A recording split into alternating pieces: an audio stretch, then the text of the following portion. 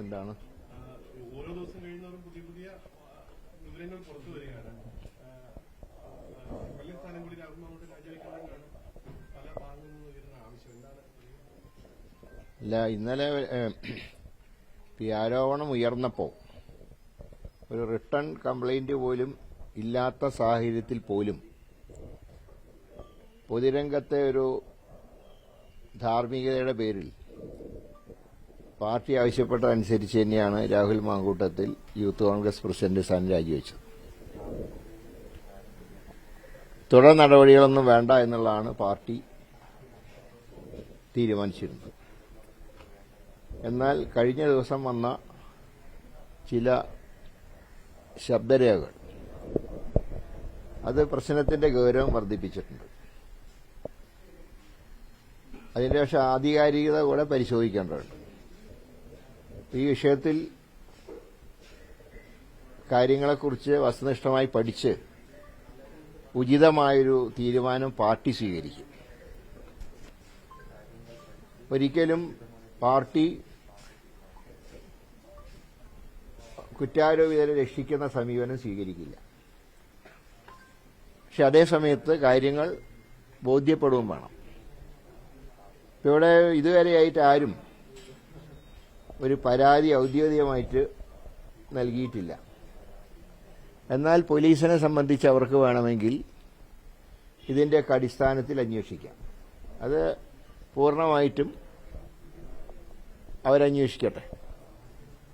പക്ഷെ ഏതായാലും പാർട്ടി ഇക്കാര്യം വളരെ ഗൌരവത്തിൽ കാണുന്നുണ്ട്. എല്ലാ കാര്യങ്ങളെക്കുറിച്ച് ആലോചിച്ച് പാർട്ടി ഒരു നടപടി സ്വീകരിക്കും.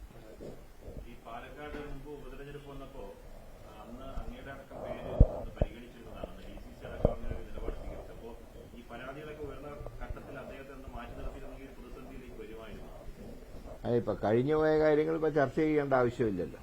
അത് കഴിഞ്ഞുപോയി, ചാപ്റ്റർ കഴിഞ്ഞുപോയില്ലേ. ഇനി അതെന്തിനാ അതിനെക്കുറിച്ച് ചിന്തിക്കേണ്ട ആവശ്യമില്ല.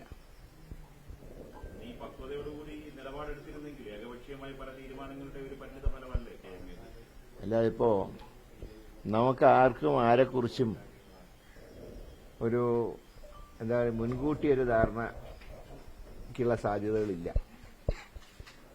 ഈ പറഞ്ഞ പോലെ പലർക്കും പല അസുഖങ്ങളൊക്കെ ഉണ്ടെങ്കിൽ അതെങ്ങനെയാണ് നമുക്ക് മനസ്സിലാക്കാൻ കഴിയുക? അതൊക്കെ ഈ രോഗം പുറത്തു വരുമ്പോഴല്ലേ അറിയുള്ളൂ. പാർട്ടി ഒരു വിശാലമായുള്ള സമീപനം സ്വീകരിച്ചു. കഴിഞ്ഞ ഇലക്ഷനിൽ നല്ലൊരു ചെറുപ്പക്കാരനാണ്, ഭാവിയുള്ള ഒരാളാണ്. അങ്ങനെ ഒരു വ്യക്തിയെ നിയമസഭയിൽ എത്തിക്കണം എന്ന് പാർട്ടിയുടെ ഒരു വികാരമായിരുന്നു. അതനുസരിച്ചാണ് പാർട്ടി അന്ന് തീരുമാനമെടുത്തത്. അന്നത്തെ സാഹചര്യത്തിൽ ആ തീരുമാനം ശരിയായിരുന്നു. പക്ഷേ ഇങ്ങനെയുള്ള ചില സംഭവങ്ങൾ ഉണ്ടാവുന്ന ആരും പ്രതീക്ഷിച്ചല്ല. ഞങ്ങൾ മാത്രമല്ല, ഞങ്ങളുടെ രാഷ്ട്രീയ എതിരാളികൾ പോലും ഇങ്ങനത്തെ ഒരു സീൻ പ്രതീക്ഷിച്ചിട്ടില്ല. അപ്പോൾ പ്രതീക്ഷിക്കാതെ ചില സംഭവങ്ങൾ ഉണ്ടാവുമ്പോൾ അതിനെ സാഹചര്യങ്ങൾക്കനുസരിച്ച് കൈകാര്യം ചെയ്യാന്നുള്ളതാണല്ലോ ഒരു നയം.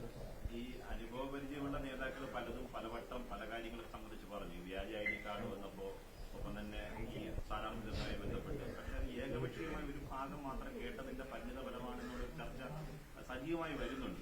അല്ല, അതല്ല, അന്ന് എടുത്തൊരു തീരുമാനം കൂടുതൽ ചെറുപ്പക്കാർ ഈ ഫീൽഡിലേക്ക് വരണം. നമ്മളൊക്കെ എന്താ പറയേണ്ടത്, ഒരു ഘട്ടം കഴിയുമ്പോൾ എല്ലാവരും മാറിയിക്കേണ്ടി വരുമല്ലോ. അപ്പൊ അതിനു പകരം പുതിയ ആളുകൾ വരണം. അതിന്റെ ഒരു പ്രോത്സാഹനം എന്നുള്ള നിലയ്ക്കാണ് കഴിഞ്ഞ ഇലക്ഷനിൽ ഇങ്ങനെ തീരുമാനം പാർട്ടി എടുത്തത്. അത് സതുദ്ദേശത്തോടെ പാർട്ടി എടുത്ത തീരുമാനമാണ്. പക്ഷെ അതിന് ഇങ്ങനൊരു പരിണാമം ഉണ്ടാവും എന്നാരും പ്രതീക്ഷിച്ചതല്ല. ഒരു ഉപതെരഞ്ഞെടുപ്പിന്റെ സാഹചര്യം കോൺഗ്രസ് ഭയക്കുന്നുണ്ടോ? അതിൽ ഭയക്കേണ്ട കാര്യമൊന്നുമില്ല. ഇവിടെ ബിജെപിയുടെ MLA വേണമെന്ന് LDFന് നിർബന്ധമില്ലെങ്കിൽ ബിജെപി ജയിക്കാൻ പോകുന്നില്ല. പാലക്കാട് ജയിക്കില്ല. പക്ഷെ സത്യം പറഞ്ഞാൽ ഇനി ഇലക്ഷന്റെ ആവശ്യമുണ്ടോ എന്നുള്ള കാര്യം നമ്മൾ ചിന്തിക്കണം. ഇനി അങ്ങനെ ഒരു സാഹചര്യത്തിലേക്ക് എത്തിയാൽ ഏതായാലും ഉചിതമായിട്ട് തീരുമാനം പാർട്ടി എടുക്കും. ബൈ ഇലക്ഷൻ ഇനി ഏതായാലും സ്കോപ്പ് ഉള്ളതായിട്ട് എനിക്ക് തോന്നുന്നില്ല. അപ്പോ പീരുമേടും ഒരു ബൈ ഇലക്ഷൻ ഉണ്ടല്ലോ. പക്ഷേ കാലാവധി അവസാനിക്കാൻ ഒരു കൊല്ലം പോലും ഇല്ല. അതിനിടയ്ക്ക് ലോക്കൽ ബോഡി ഇലക്ഷൻ ഉണ്ട്. അപ്പം അതുകൊണ്ട് ഒരു ബൈ ഇലക്ഷൻ ഇപ്പോൾ അനാവശ്യമാണ് എന്നുള്ള ചിന്താഗതിയാണ് മൊത്തത്തിൽ കേരളത്തിലുള്ളത്. ഈ KMI പരിധി വെച്ച വില എന്ന് പറഞ്ഞ ഒരു സംസാരമുണ്ട്. അതായത് പാലക്കാട് നിന്ന് ഒരാളിനെ കൊണ്ടുപോയി വടകര മത്സരിപ്പിച്ചു, അങ്ങനെ ഒരു സാഹചര്യം ഇവിടെ ഉണ്ടാക്കി. അവിടെ രാഹുൽ മാങ്കൂട്ടത്തിൽ വരുന്നു, പിന്നെ ഇങ്ങനെയെല്ലാം വിഷയമെല്ലാം ഉണ്ടാകുന്നു. അങ്ങനെയാണ് അവിടെ നിന്ന് മാറ്റിക്കൊണ്ടുപോയി ഉപതെരഞ്ഞെടുപ്പ് വിലയ്ക്ക് സാഹചര്യങ്ങൾ ഉണ്ടായത്. അപ്പോൾ അതൊക്കെ അതായത് ഞാൻ പറയുന്നത് അതല്ല, എങ്ങനെ നമുക്ക് ഇങ്ങനത്തെ കാര്യങ്ങൾ മുൻകൂട്ടി കാണാൻ കഴിയും? ഇതുപോലത്തെ വിഷയങ്ങൾ എങ്ങനെയാ നമുക്ക് മുൻകൂട്ടി കാണാൻ കഴിയുക? ആരെവിടെയൊക്കെ മതിൽ ചാടുന്നത് ആർക്കും അറിയാം. ഈ രാജിയാണ് നിലവിലെ പ്രധാന പ്രശ്നം. അതായത് MLA സ്ഥാനം രാജിവെക്കണമോ വേണ്ടയോ എന്നുള്ള ചോദ്യമാണ് പല ഭാഗങ്ങളിൽ നിന്ന് വരുന്നത്. അല്ല, അതില് പാർട്ടി ഒരു നയം സ്വീകരിക്കും.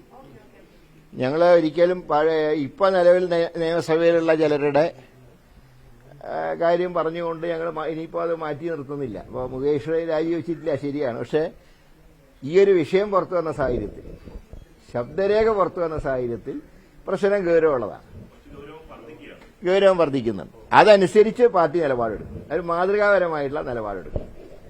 അതുപോലെ മറ്റൊരു കാര്യം കൂടി ഉള്ളത്, റിട്ടേൺ കംപ്ലൈന്റ് ഉള്ളതിനെ കുറിച്ചും കൂടെ അന്വേഷിക്കണം. സിദ്ദിഖിന്റെ ഭാര്യ റിട്ടേൺ കംപ്ലൈന്റ് കൊടുത്തിട്ടുണ്ട്. അതും സ്ത്രീത്വത്തിന് അവമാനിക്കൽ തന്നെയാണ് അവർ സൂചിപ്പിച്ചത്. അവരുടെ കുടുംബത്തിന് അധിക്ഷേപിക്കുകയാണ്. അതിനെക്കുറിച്ച് ഒരു ബുദ്ധിയും ഒന്നും മിണ്ടുന്നില്ല. അപ്പോൾ റിട്ടേൺ കംപ്ലൈന്റ് അന്വേഷിക്കാതെയാണ് കംപ്ലൈന്റ് ഇല്ലാത്ത കേസിന്റെ പിന്നാലെ എല്ലാവരും പോകുന്നത്. ആ റിട്ടേൺ കംപ്ലൈന്റിനെ കുറിച്ച് അന്വേഷിക്കണം. ആരാ അതിന്റെ പുറകിൽ? ഒരു കുടുംബത്തിനെ തേജോവധം ചെയ്യാൻ ശ്രമിക്കുന്ന ആരാ? അതും കൂടെ അന്വേഷിക്കണം. എല്ലാ കാര്യങ്ങളെക്കുറിച്ച് അന്വേഷിക്കട്ടെ. ഏതായാലും പാർട്ടി ഇക്കാര്യത്തിൽ ഒരു ഓപ്പൺ സ്റ്റാൻഡാണ്.